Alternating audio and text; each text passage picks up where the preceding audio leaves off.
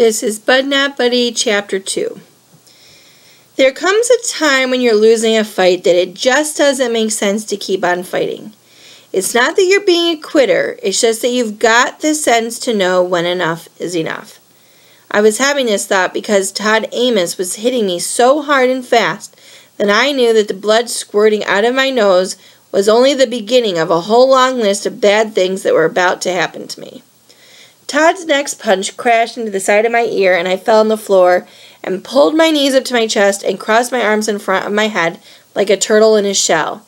I started scooching toward the bed, hoping I could get under it. Todd started kicking me, but his slippers couldn't hurt me near as much as his fist had. His bedroom door opened and his mother, Mrs. Amos, came in. It seemed like she was having a hard time figuring out what was going on because Todd's right leg got tired from kicking me, and he switched over to his left one while she watched. Finally, Mrs. Amos said kind of soft, "Toddy?" Todd looked up, fell on his knees, and put his hands on his throat. He started huffing and puffing with his eyes bucking out of his head and his chest going up and down so hard that it looked like some kind of big animal was inside of him trying to bust out. This was my chance to get under the bed and pull the covers down so they couldn't see me. Mrs. Amos ran over to her son and fell on her knees. She put her arms around his shoulders. "Toddy, Toddy boy, are you all right?" She looked over to where I was peeking from under the bed. "You little cur, what have you done to Toddy?" Todd coughed out. Mother!" He took 2 jumbled breaths. "I was only trying to help." He was sounding like a horse that had been run too hard in the winter. "And look what it's gotten me." Todd pointed at his jaw, and Mrs. Amos and me could see a perfect print in the shape of my hand welted up on Todd's blubbery cheek. With one quick snatch, she had me from under the bed and out on the floor lying down next to Todd. "How dare you! This is how you choose to repay me? Not only have you struck him, you have provoked his asthma." Todd said, "I just tried to weaken him to make sure he'd gone to the lavatory, Mother. I was just trying to help." He aimed his finger dead at me and said, "And look at him, Mother. This one's got bedwetter written all over him." I'm not bragging when I say that I'm one of the best liars in the world, but I gotta tell you, Todd was pretty doggone good. It seemed like he knew some of the same things I know, the things I think of all the time and tries to remember so I don't make the same mistake more than 7 or 8 times. Shucks. I got so many of them rememorized that I had to give them numbers, and it seemed like Todd knew number 3 of Bud Caldwell's rules and things for having a funner life and making a better liar out of yourself. Rules and things number 3. If you gotta tell a lie, make sure it's simple and easy to read. Todd had done that, but this wasn't really a good test because Mrs. Amos had her ears set to believe anything Todd said. In her eyes, Todd's mouth was a prayer book. But I can't blame Todd for lying like that. Having someone who likes you so much they think everything you say is the truth has got to be a liar's paradise. That might feel so good it could make you want to quit lying. But maybe not, because Todd ain't quit lying since the second I came to his house. What had really happened was that I had woke up from a good sleep because I felt like a steam locomotive had jumped the tracks and chugged its way straight into my nose. When I jerked up in bed and opened my eyes, Todd was standing next to me with a yellow pencil in his hand. He was looking at it like it was a thermometer and said, "Wow, you got all the way up to R." He turned the pencil toward me, crunched up against the headboard.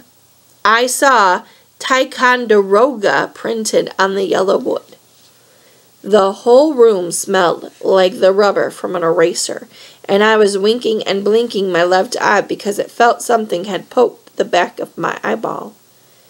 Todd laughed. I have never gotten in as deep as an N on any of you other little street urchins. I just might enjoy your stay here. Who knows what other things you could be number one in, buddy? I already told him twice that my name was Bud, not Buddy. I didn't care that Todd Amos was 12 years old. I didn't care that he was twice as big as me. And I didn't care that his mother was being paid to take care of me. I wasn't about to let anybody call me Buddy and stick a pencil up my nose all the way to the R. I swung as hard as I could at Todd's big balloon head. Somewhere between the time I threw my punch and the time it landed, my fist came open, and when my hand landed, it made a pop like a .22 rifle going off. Todd fell on the floor like he'd been cold-cocked. He sputtered and muttered and felt the spot where I'd slapped him. Then a big smile came on his face, and he stood up and started walking real slow toward where I was in the bed. He untied his robe and dropped it to the floor like he was getting ready to do some hard work. I jumped to the floor and got my fist up. Todd might have been a lot bigger than me, but he'd better be ready. This wasn't going to be the bird's nest sitting on the ground for him. He could kiss my wrist if he thought I was going to let him whoop me without a good fight. Being this brave was kind of stupid.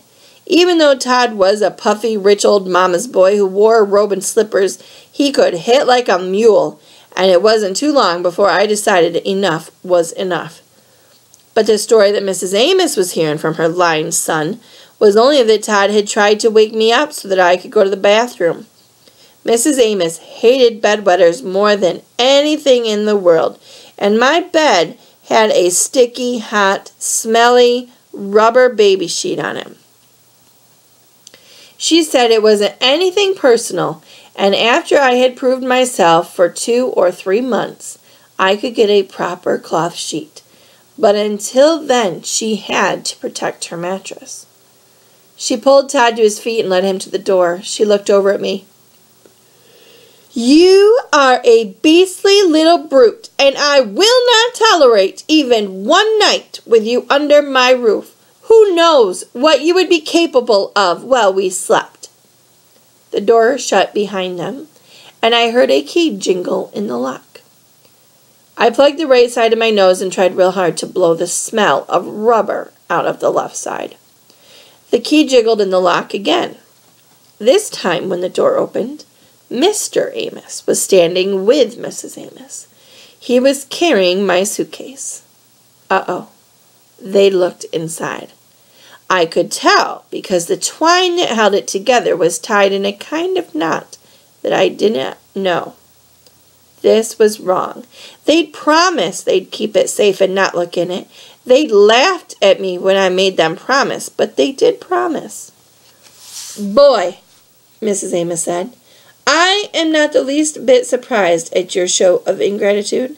Lord knows I have been stung by my own people before.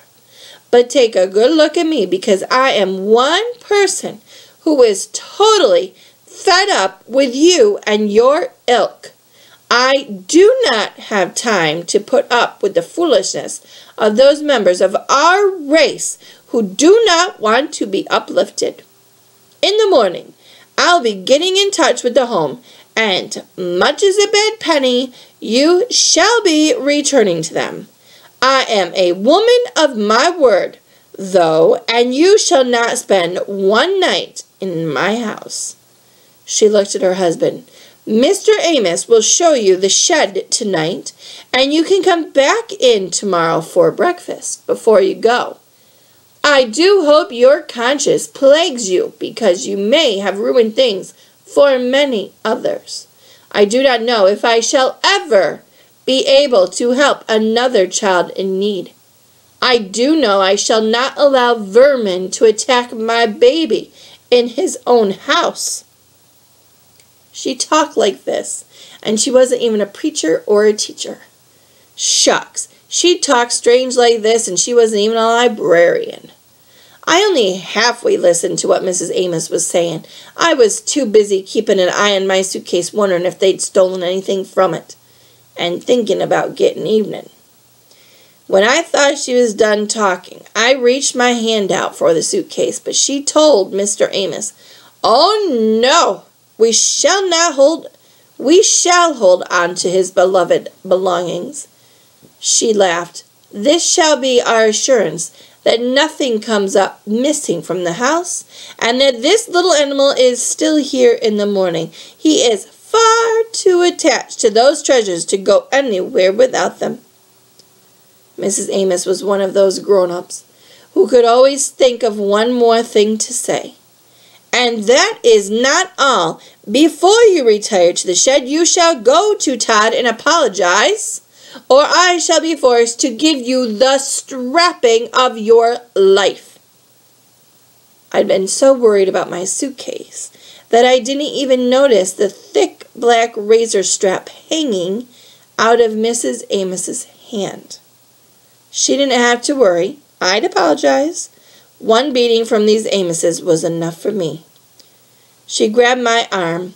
Mr. Amos walked out of the room with my suitcase, and Mrs. Amos pulled me down the hall to Todd's room. We stood outside the door listening to Todd groan. When Mr. Amos came back, my suitcase was gone. He'd been so quick that I knew my bag couldn't be too far away. She tapped on Todd's door and said, "Toddy, may we come in?" Todd's groans got a lot louder. Finally he said, "Yes, Mother." "Come in." We opened the door, and as soon as he saw me, Todd got a real terrified look on his face. He scooched up to the headboard and wrapped his arms around his head. Mrs. Amos gave me a shake and said, "Well?" I put my head down and started shooting apologies out like a John Dillinger shoots out bullets. I aimed at Todd first. "I know it was wrong of me to hit you. I know you were only trying to help, and I'm very sorry for what I did." I looked at Mr. Amos. "And, sir, I'm sorry that I got you out of your sleep." He rolled his eyes like that was enough for him. Mrs. Amos was going to be the hardest because, just like her ears were set to believe everything that came out of Todd's lips, they were set not to believe anything I said. And if I didn't lie good enough, she was going to use that strap on me. These Amoses might look like a bunch of cream puffs, but if she was anything like Todd, I bet she could pack a real wallop. "And Mrs. Amos," I said, "I am so grateful for all your help, and I'm really, really sorry." I looked up and could see she needed more. "If you give me another chance, I promise I'll do a whole lot better. Please don't call the home. Please don't send me back." Shucks, going back to the home was just what I wanted to do. But I was being just like Brer Rabbit in one of the books Mama used to read me at night when he yelled out, "Please, Brer Fox, don't throw me into the pricker patch. Please, please."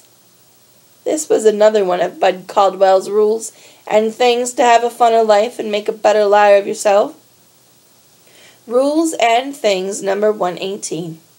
You have to give adults something that they think they can use to hurt you by taking it away.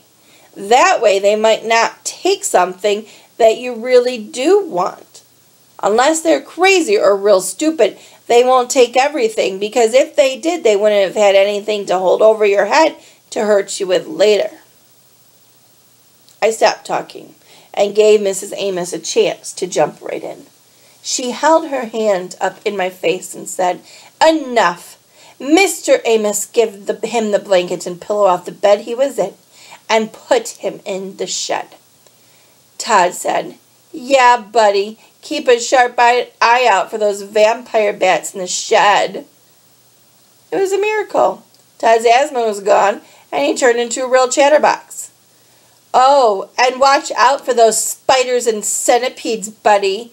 The last kid who got put in there got stung so bad, he swole up as big as a whale when we got him out in the morning. I guess I didn't look scared enough because Todd kept going. The kid before that hasn't been found to this day, and that's all that's left is a big puddle of his blood on the floor. Isn't that right, Mother? Mrs. Amos said. Now, Toddy, hush up. You'll just tire yourself out more. I noticed that she never denied the things Todd had said about the vampires and centipedes and spiders and puddles of blood. As I followed Mr. Amos, I kept a sharp eye out for my suitcase. When we got to the kitchen, the first thing I saw was that there was a double-barreled shotgun leaning against the side of the icebox. I didn't have time to wonder why they'd be so scared they'd keep a big gun like that out in the open, because I spotted my suitcase slid way under the kitchen table. I didn't let Mr. Amos know I'd seen it, but it did make me a lot calmer. We went out the back kitchen door and down the steps into the dark. We walked around to the back of the shed, and he put a key in the padlock. A chain rattled, the lock came off, and the door creaked open. Even though it wasn't nighttime, there was a whole different, scarier kind of dark in the shed. A colder dark with more grays and more shadows. The smell leaked out, and it seemed like it was the perfect smell that all this gray would have. Mr. Amos nudged me, and I took a baby step into the shed. He could kiss my wrist if he thought I was going to beg him and say things like, I'll do anything you folks ask me if you don't lock me up in here all alone. I squeezed my tongue between my teeth and to hold it still, because I know a lot of times your brains might want to be brave, but your mouth might let some real chicken-sounding stuff fall off of it. I stood a little bit inside and looked around. Right under the window was a pile of stacked wood. There were a bunch of dusty spider webs in front of the little window, and someone had pasted old yellow newspapers over the glass so the kids who got locked in here couldn't peek out. Mr. Amos handed me the blanket and pillow. He'd given me another nudge. I took 2 more baby steps in. I looked down at the floor. If I was like a normal kid, I would have bursted out laughing, but I just stood there breathing hard. It was a good thing I'd bit my lip, because I came real close to saying those stupid begging words to Mr. Amos, right in the middle of the floor where there was a big black stain in the dirt. They really were going to make me sleep in a shed with a patch of blood from that kid who had disappeared out of here a couple weeks ago. The floor went completely black when Mr. Amos pulled the door shut. I couldn't see it now, but I memorized the exact shape the stain was in. The padlock snapped shut with the loudest click I'd ever heard.